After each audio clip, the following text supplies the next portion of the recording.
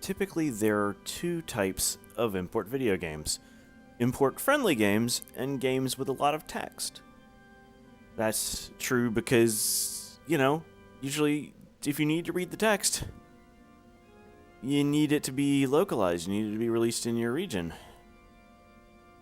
Well, about that. This is Shadows of the Tusk, a Japan-only game for the Sega Saturn with like a lot of English in it. I don't think this game was ever intended to release outside Japan. It's really hard to say. But it definitely enjoys Western culture in a way a lot of, dark fantasy tended to do, right? This game is definitely for Japanese people who really like D&D or, that sort of thing. But, oh, and boy, I'm just letting this intro run because it's very much of its time. I don't think, I would say it doesn't hold up, but I don't think it held up then. I don't know. It's really quite something. People discovered that you can make things out of polygons, and so fire and screaming and yeah, it's very intense for the game that this is, for sure.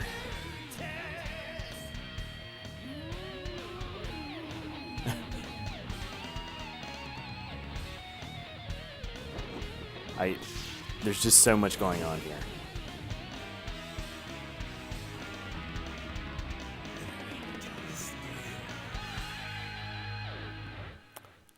So that's a really hardcore intro for what is actually just like it's a fun light strategy game from Hudson Soft, purveyors of some other great titles at the time, for sure.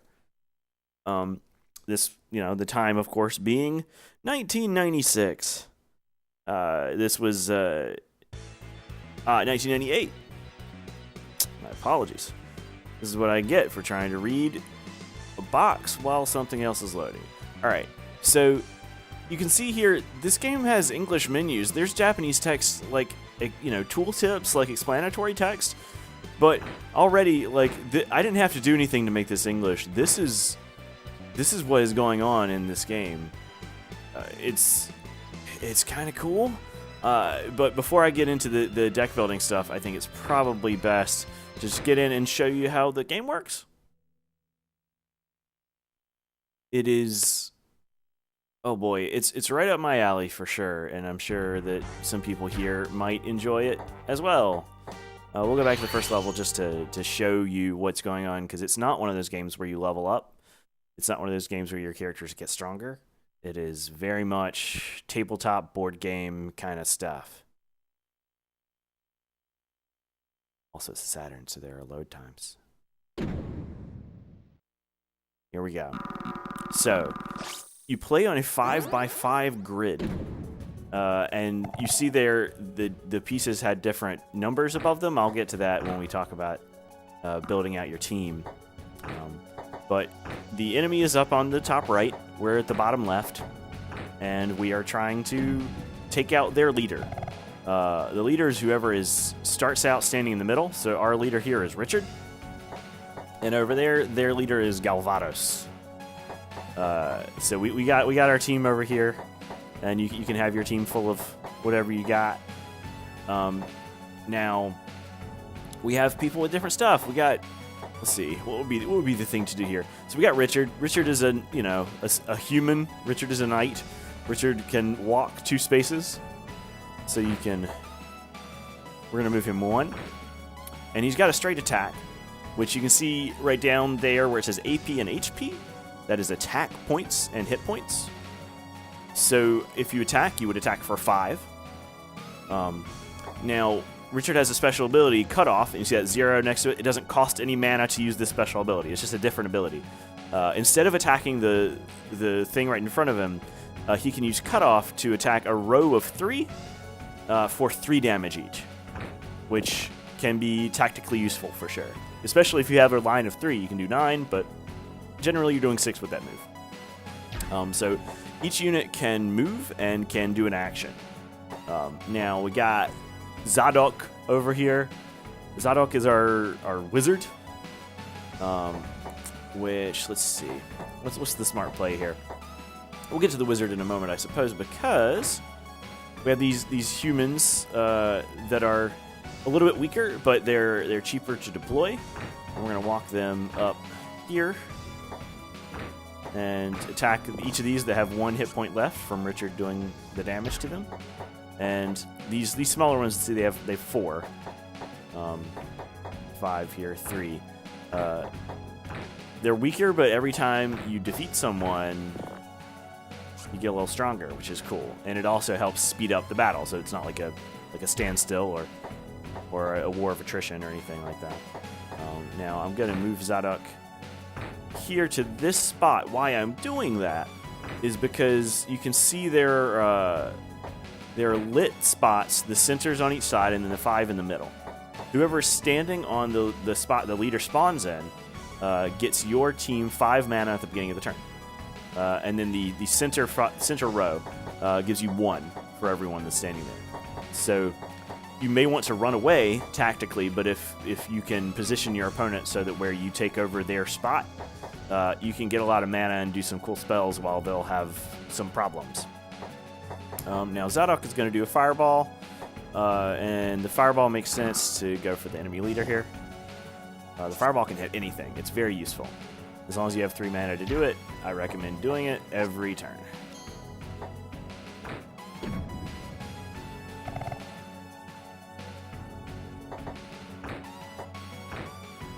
What are they doing? Just coming up and walking.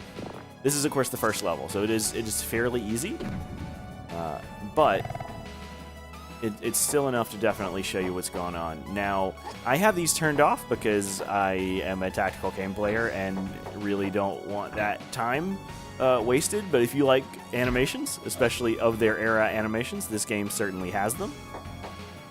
For example, let's walk this Rebecca 1 over and attack here. And so if you want these animations, see, it does take a second, but you know, it has animations. You want that. They're totally there. Now I can move up here. I don't think we'll need it, but nevertheless, I'm gonna walk Richard up to the opponent. Just attack straight up. And then Richard is gonna do Richard thing and attack some, and that's how it works. It's fairly straightforward in that sense, but you unlock new units you can use by winning these battles. They're not necessarily better or worse, but they do offer different options. In this playthrough, I have not gotten particularly far, and you know, that's the thing you learn when you don't replace the battery in your Saturn. Oh boy, there are these cutscenes. So these are not in English, but also I don't think this game has a particularly interesting story from what I've translated. It's just kind of what if a dark fantasy. So you can just skip them. You can just skip them completely, and I recommend it. So every battle, it kicks you back out because that's just how this game works, I guess. But you get back here, right? So this is my deck that I have named. Now, you can edit here, and so you have up to 5. But you have a cap of 30 mana you can use to summon. Any mana you don't use to summon, you have at the beginning of the map. So if you want to build out a team that's less than that, you do have a little bit of a bonus for only using, say, 28 or 26 or whatever it is.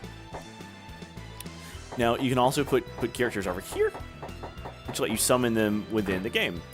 So let's look at what we got, right? So this is Richard. Richard's our leader. I like using Richard a bunch. Then we have Zadok, who in addition to the fireball has a firewall, which costs 8 mana, but it does do 6 damage to every space in the 8 spaces around them.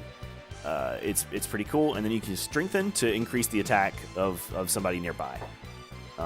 Sienna, who is the third starter character I'm not using, has Mana Pool, which generates you 1 mana a turn, which is just pretty cool.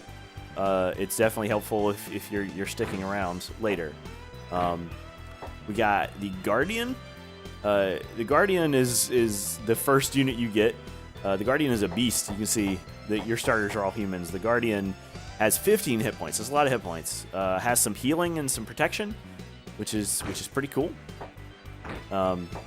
We got Celeste, who is a human who has some healing. Is basically like has a little bit more hit points than Rebecca, but doesn't generate you mana, and that's too bad. Like Sienna. But we'll bring her in. We have the Cavalry, which this definitely just seems like a centaur, but I don't know. I don't know what the choice was with these words here. It's English. It might not be the right English, but it's definitely English. Has some cool forces here too. But you can fill this with ones you can summon in the game, which are pretty cool. I haven't been doing any of it because I've been loving using my mana for my wizard, but it's a cool option.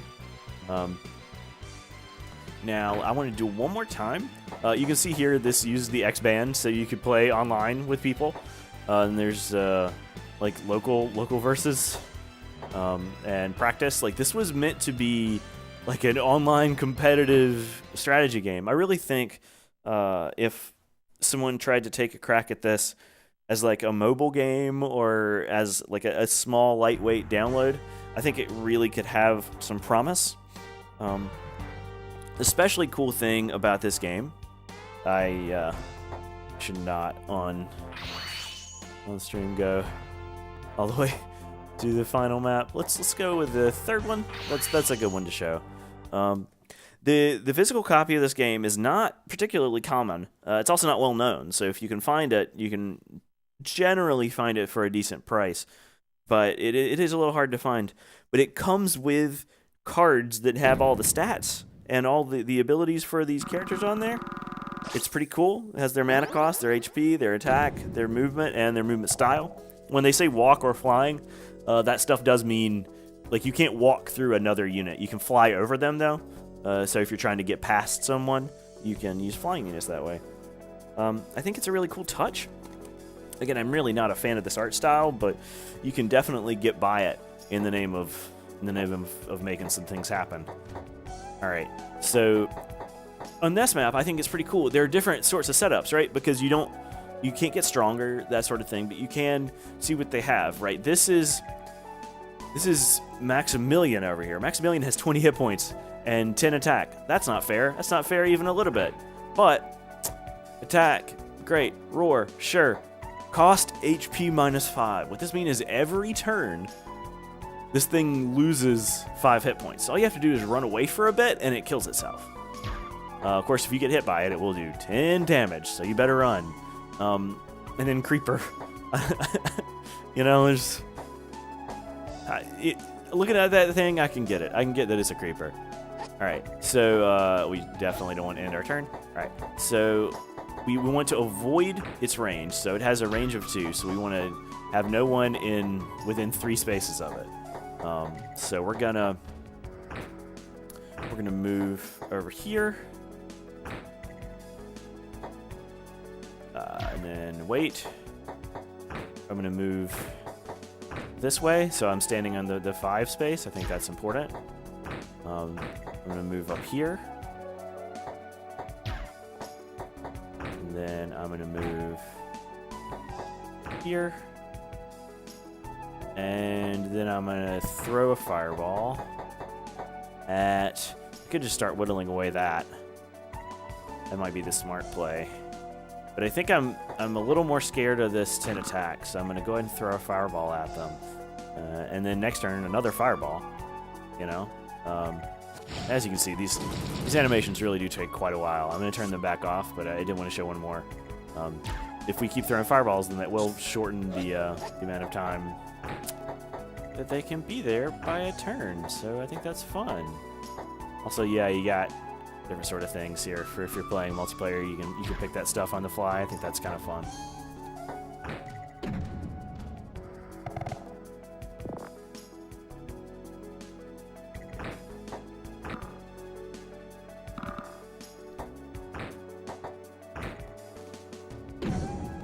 Okay. So that guy's moved up. It's going to be difficult to stay away, but it doesn't have that many hit points left. I am going to... Let's see, we just need to do 8 to it. I think we can do it. So if I move...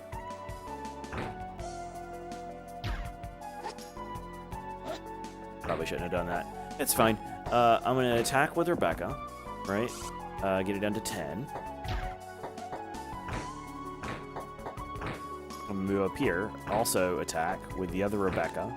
I like Rebecca's. They can fit in the mana cost a lot more easily. It's great. All right.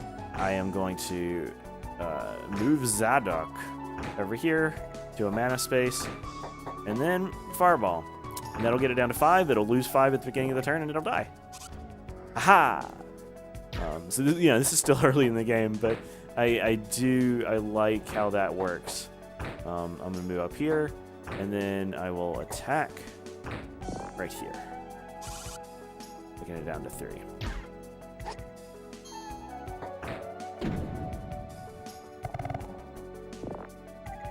And there it goes. It did get the 1 mana before it died. That would be an interesting play if you needed it to work.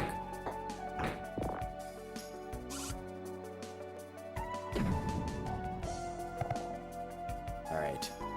So, I am going to move this Rebecca back here to stand here, because I really would like to summon something before this is over. I will use Cutoff right here to do 3 damage to the main person.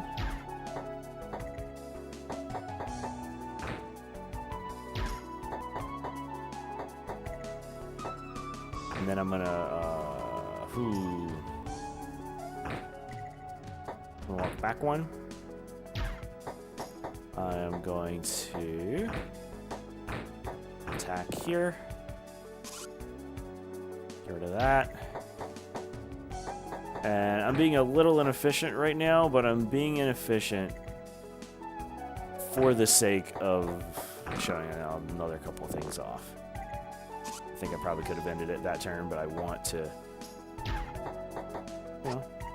show a little more.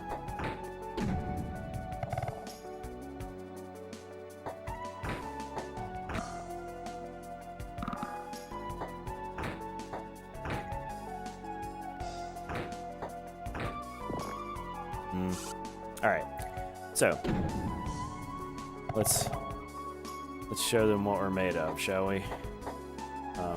Now I'm going to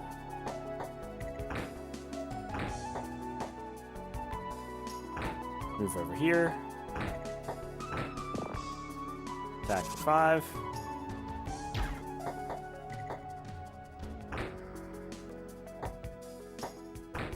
Cut off and take out both of these. Aha!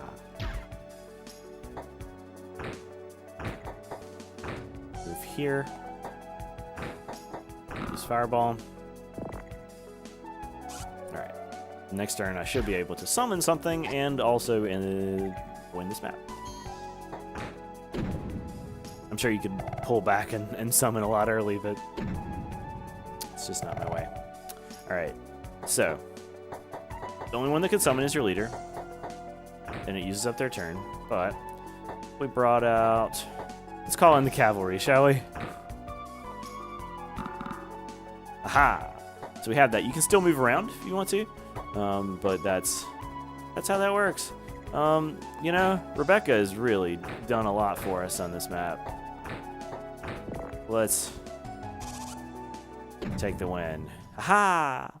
So that's how you do that, and, there's not a lot of reason to go back and play these other maps, but every time you win a map, you get another copy of that unit. So, for example, how I have 2 Rebeccas, it's because I beat the second map twice so that I could get 2 Rebeccas. You might want to, fill your entire row of reinforcements with the same unit. if that's how you roll, it might be worth doing. But I think this is a really interesting game, and there's not a lot of information out there in English about it that isn't in the game. So I wanted to show it off for you. I hope you enjoyed this look at it, and check back for more weird stuff. I'm really trying to find some more cool things to show you. So let's see if I can make that happen.